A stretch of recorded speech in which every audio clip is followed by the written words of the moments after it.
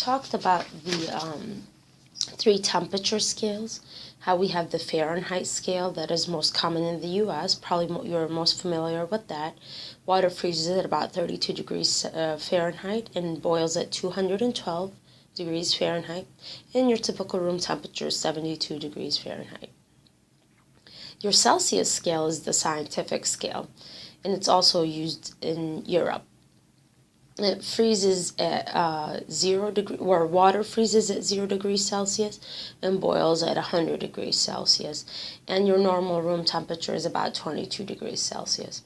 The Kelvin scale is also a scientific scale, but it avoids negative numbers by starting the scale at 0K.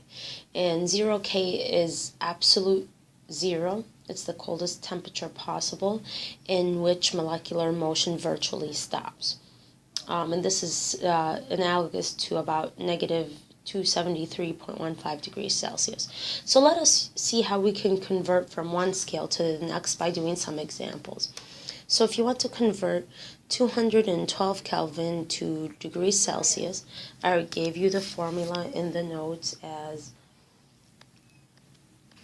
Kelvin is equal to 0 degrees Celsius plus 273.15. Now, I am given Kelvin and I want to solve for Celsius. That is my unknown.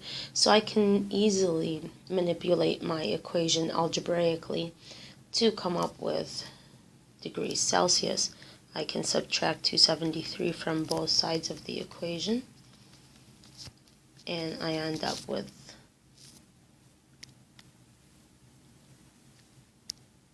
degrees Celsius is equal to Kelvin minus 273.15.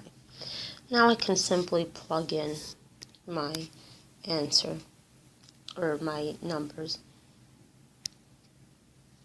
and I get 212 minus 273.15, and this gives me an answer of negative 61.15.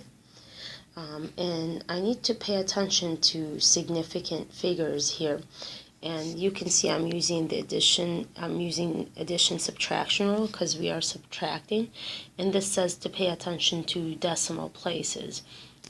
Well, here in 212, I don't have any decimal places, so I must round this to negative 61 degrees Celsius.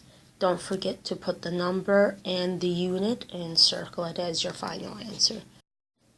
Okay, go ahead and try this on your own and convert negative 25 degrees Celsius into Kelvin, and then replay the video to see if you got the correct answer.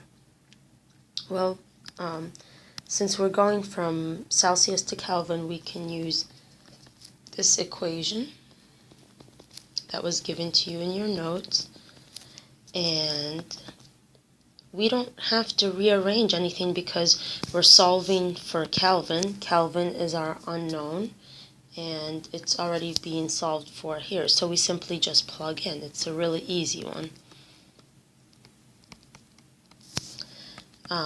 Now we get an answer of 248.15, but we want to report our answer to only 0 decimal places because we're limited. This is addition subtraction rule, and we don't have any decimal places here, so we'll report it as 248 Kelvin. Don't forget to put your units.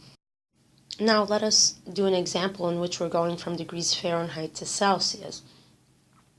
And this is using the second equation that was given to you in the notes. We have to go from Celsius to Fahrenheit is the following equation.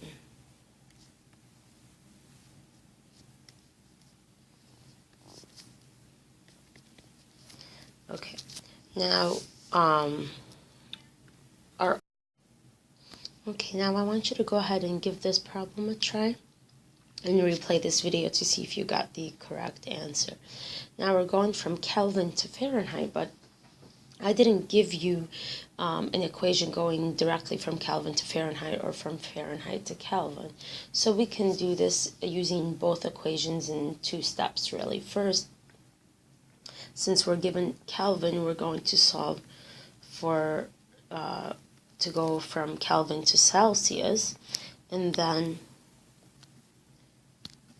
we will go from Celsius to degrees Fahrenheit using our second equation.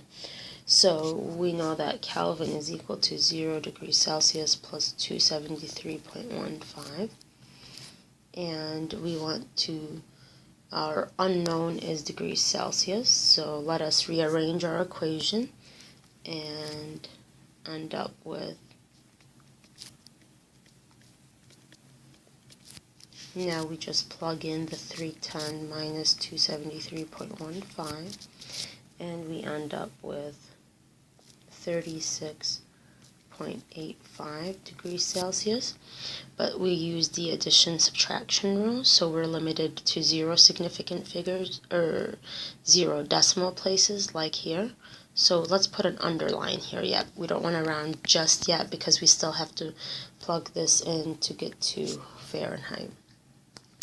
So now we use our second equation that says 0 degrees Celsius is degrees Fahrenheit minus 32 over 1.8.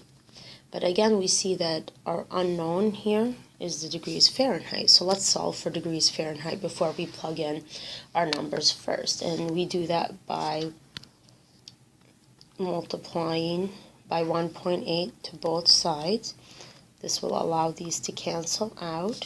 So we end up with 1.80 degrees Celsius is equal to degrees Fahrenheit minus 32.